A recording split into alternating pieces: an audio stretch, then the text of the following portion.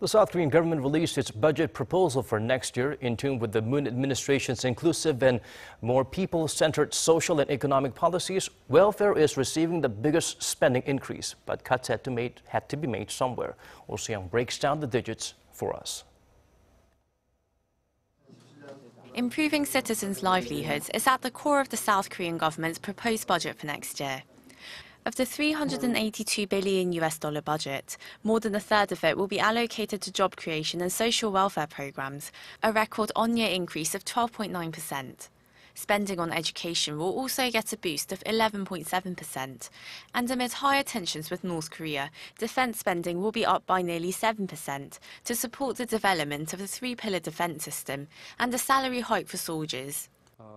Budgetary spending will expand by 7.1% next year, 2.6 percentage points above the nominal growth rate.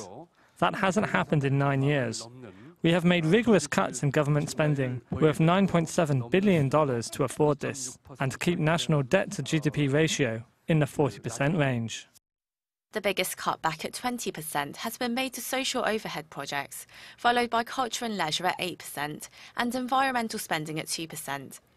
In addition to the spending cuts, the Finance Ministry says extra tax collection, a natural rise of nearly $54 billion over 5 years, will boost financing of the government's 5-year policy goals tallied at $158 billion, and even additional welfare policies introduced in recent weeks.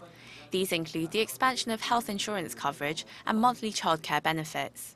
However, without raising taxes on the middle class, experts question whether the government can keep its balance sheet in the black. Down the line, government spending seems set to grow, so the flow of income needs to match that, or taxes will have to go up. But the government has already proposed a tax hike for high-income earners and conglomerates. According to 2015 figures, there's room for a general rise in taxes for all citizens, as Korea's tax-to-GDP ratio is 25.3%, some 9 points below the OECD average of 34.4%.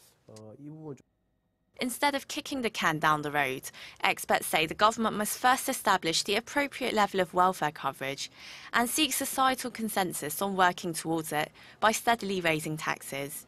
Soo-young, Arirang News.